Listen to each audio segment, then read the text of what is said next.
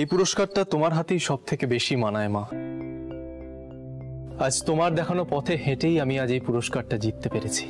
কালকে তুমি যখন মঞ্চে উঠেছিলে এই পুরস্কার নিতে, গর্বে আমার মাথা উঁচু হয়ে গিয়েছিল। তোমাকে ঠিক রাজপুত্রের মতো দেখাচ্ছিল। রাজপুত্রের মতো কি বলছো? হ্যাঁ, ও তো হচ্ছে আসল রাজপুত্র। বাবা, বেঁচে থাকো, বেঁচে থাকো, বেঁচে থাকো।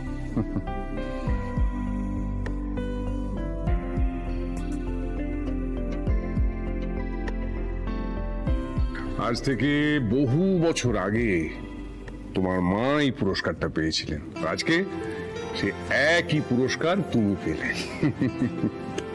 না না, আমি যে পুরস্কার পেয়েছি তার থেকে আজ আয়ুষ যে সম্মান পেল, যে পুরস্কার পেল, সেটা অনেক বেশি দামি। তুমি গাঙ্গুলি পরিবারের মুখ উজ্জ্বল করেছ।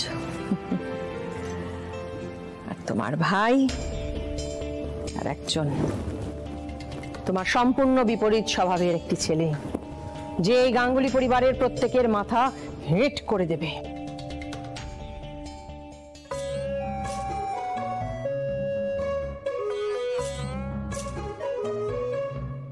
কোথায় সে? ডাকো তাকে। আজ উচিত শিক্ষা দেব তাকে আমি। ইন্দ্রাণী, ছাড়ো না।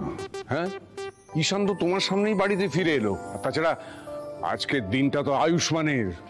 আজকের দিনে আর শুধু শুধু মাথা গরম করো না।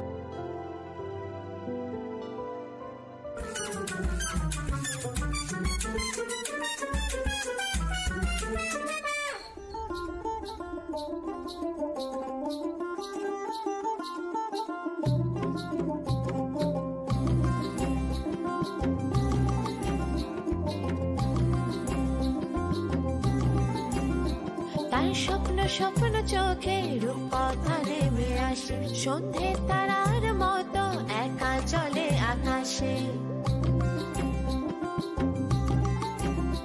তার গান শুনে জোনাকি গুনগুন করে বাতাসে, সে রূপকথার মতো সবাইকে ভালোবাসে। মেঘ সরিয়ে রোদ ওঠাবে সে, সবারই মনে ফুল ফোটাবে সে।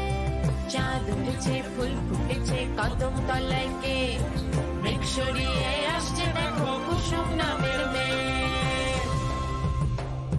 কুসুম নামের মেয়ে, সে কুসুম নামের মেয়ে, কুসুম নামের মেয়ে, সে কুসুম নামের মেয়ে। মালাটা খুলে রাখলি কেন?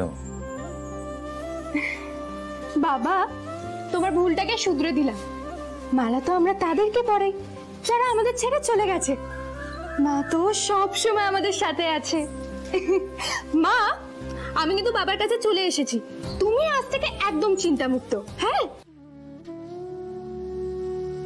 আমার পাগলি মেয়েটার কত বড় হয়ে গেছে। বাবা একদম কান্নাকাটি না। তোমাদের সবার ভাগের কান্না আমি একাই কেঁদে নিয়েছি। আচ্ছা বলো তো কি খাবে? হ্যাঁ, তুই বল, তুই কি খাবি? আমি বাইরে থেকে নিয়ে আসছি। হ্যাঁ, আজকে আমরা বাইরের খাবার খাবো? একদম না, না না না না, একদম না, বাইরের খাবার একদম না। আমি যা রান্না করবো তাই সবাইকে খেতে হবে। কিন্তু ঘরে তো কিছুই নেই, আনাজপত্র মশলাপাতি, কি রান্না করবি তুই? বাবা, আমি সব ব্যবস্থা করে এনেছি। হ্যাঁ হ্যাঁ,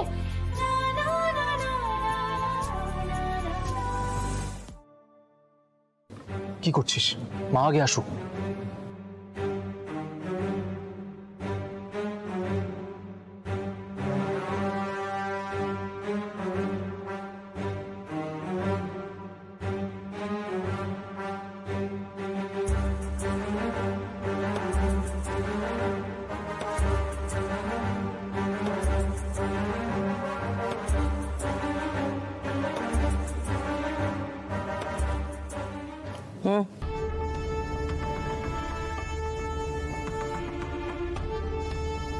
দীপালি, আমাকে আর ঈশানকে ছাড়া বাকি সবাইকে খেতে দিয়ে দাও। আমাদের দুজনের খাবার ও ঘরে দেবে। কিরে বসে আছিস কি? যা। ভাইদা, এবার আমি গেলাম।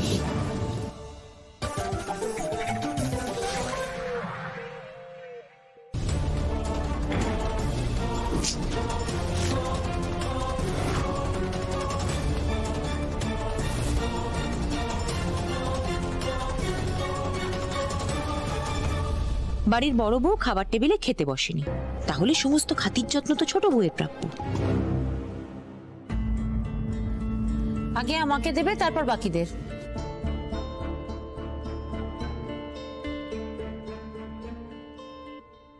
আজ আমি এই খাবার টেবিলের প্রধান, আগে আমাকে খেতে দেবে।